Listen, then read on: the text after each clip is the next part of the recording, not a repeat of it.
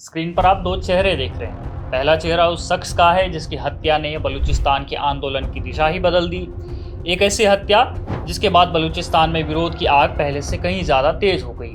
और दूसरा चेहरा उस महिला का है जो उस बदले हुए आंदोलन की सबसे बड़ी आवाज़ बनकर उभरी, लेकिन आज उसकी अपनी आज़ादी और ज़िंदगी दोनों खतरे में हैं।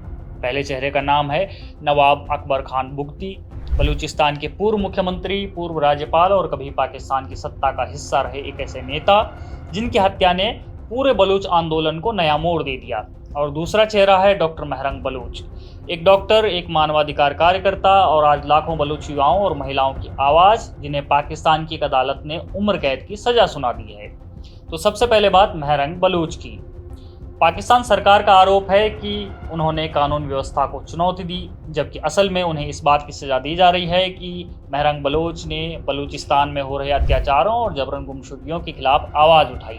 उन्होंने पाकिस्तान आर्मी और सरकार दोनों की नाक में दम करके रखा हुआ था। लेकिन सवाल ये है कि क्यों पाकिस्तान की सेना और सरकार बलूचिस्तान में उठने वाली हर नई आवाज़ से डरती दिखाई देती है?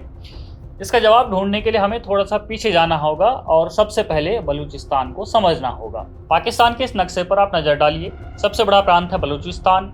क्षेत्रफल के हिसाब से देखें तो पाकिस्तान की लगभग 44% जमीन इसी राज्य के पास है, लेकिन आबादी पूरे देश की तुलना में बहुत कम है।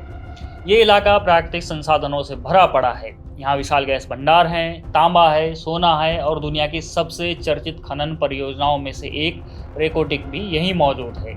यही ग्वादर बंदरगाह है जो चीन के लिए अरब सागर तक पहुंच का महत्वपूर्ण रास्ता माना जाता है। यहीं से चीन पाकिस्तान आर्थिक गलियारा यानी सीपैक गुजरता है, जिस पर अरबों डॉलर खर्च किए गए हैं। यानी अगर पाकिस्तान की इकोनॉमी और चीन की क्षेत्रीय रणनीति को समझना है तो बलूचिस्तान को समझना बहुत ज़रूरी है। लेकिन इतने संसाधनों से भरपूर होने के बावजूद ये इलाका दशकों से अशांत क्यों है? इसकी कहानी 1948 से शुरू होती है। 1947 में भारत का विभाजन हुआ।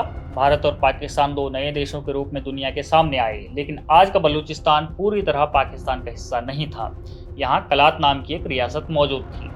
कलात के शासक स्वतंत्र रहना चाहते थे और उन्होंने कुछ समय तक खुद को एक अलग राज्य के रूप में बनाए रखने की कोशिश भी की, लेकिन मार्च 1948 में पाकिस्तान ने कलात का विलय कई तरह के हथकंडे अपनाकर अपने साथ कर लिया।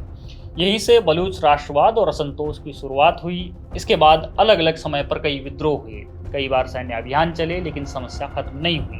बलूचिस्तान के इतिहास में कई नेता आए और गए, लेकिन अगर पूछा जाए कि आज के बलूच आंदोलन को सबसे बड़ा मोड़ किसने दिया तो जवाब होगा नवाब अकबर खान बुगटी।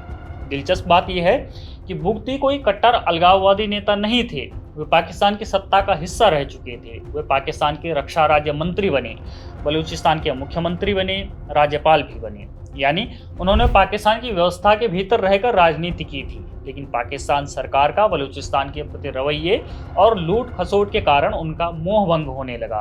उनका मानना था कि बलूचिस्तान पाकिस्तान को गैस दे रहा है, खनिज दे रहा है, जमीन दे रहा है, लेकिन बदले में उसे गरीबी, बेरोजगारी, बलूचों पर जुल्म और केवल सैन्य चौकियां मिल रही है। यानी हर तरफ पाकिस्तानी आर्मी डेरा डाले हुए है। बुगटी का कहना था कि अगर बलूचिस्तान के संसाधन बलूचिस्तान की धरती से निकलते हैं तो उनका पहला अधिकार भी बलूच लोगों का होना चाहिए। यहीं से उनकी टक्कर इस्लामाबाद से शुरू हुई, लेकिन हालात को सबसे ज़्यादा बिगड़ने वाली घटना 2005 में हुई। 2005 में सुई गैस क्षेत्र में काम करने वाली एक महिला डॉक्टर शाजिया खालिद ने आरोप लगाया कि उनके साथ बलात्कार हुआ है और ये बलात्कार किया था पाकिस्तान आर्मी के एक मेजर ने।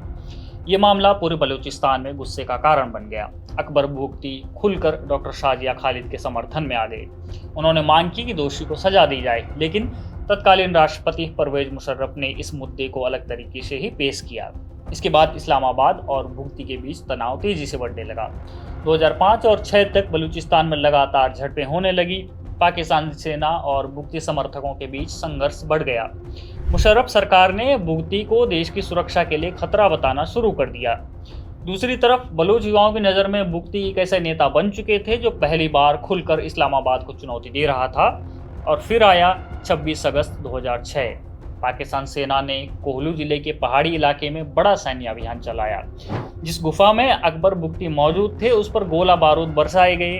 कुछ रिपोर्ट्स के मुताबिक तो हेलीकॉप्टर और भारी हथियारों का इस्तेमाल किया गया और इसी ऑपरेशन में अकबर बुगटी मारे गए। जब इनकी मौत की खबर फैली तो पूरा बलूचिस्तान सड़कों पर उतर गया। दुकानें बंद हो गई, प्रदर्शन हो गए, कई जगह हिंसक झड़पें हुई।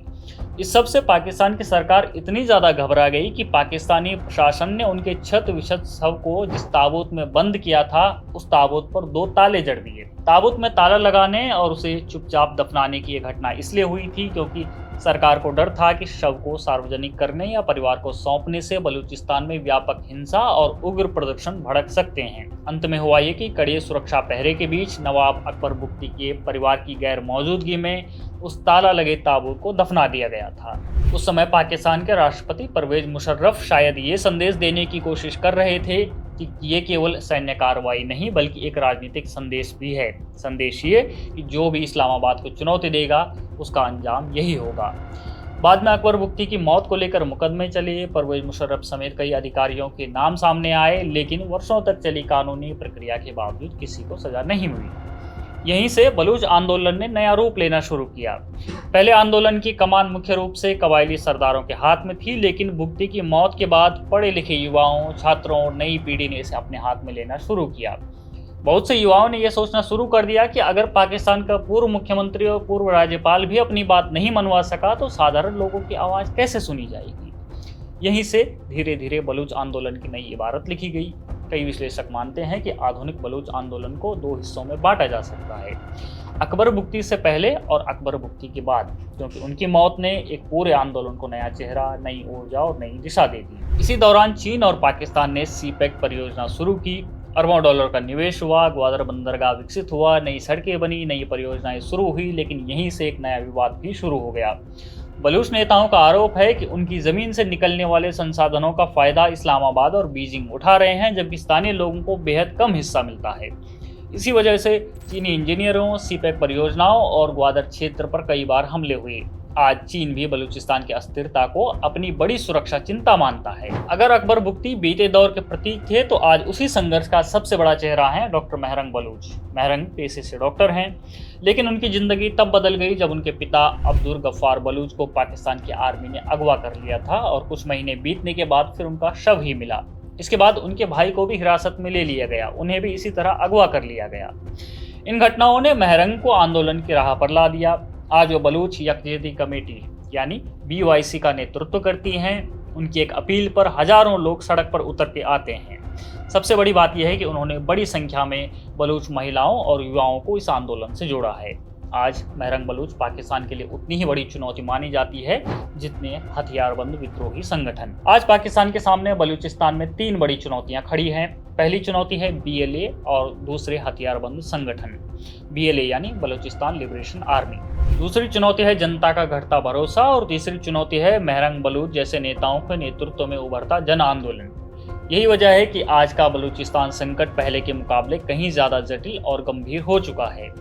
करीब 8 दशक बीत चुके हैं, सरकारें बदली, सैन्य अभियान चले, नेता आए और चले गए, लेकिन बलूचिस्तान पर ज्यादती का सवाल आज भी वहीं खड़ा है। और शायद यही वजह है कि डॉक्टर महरंग बलूच को सुनाई गई उम्र कैद सिर्फ एक अदालत का फैसला नहीं है, ये उस लंबे संघर्ष का एक नया अध्याय है जो 1948 में शुरू हुआ था और आज भी खत्म नहीं हुआ है और न जाने कब तक चलेगा। आपकी इस पर क्या राय है हमें कमेंट बॉक्स में ज़रूर बताएं। बने रहिए हमारे साथ, देखते रहिए ऑफ इंडिया।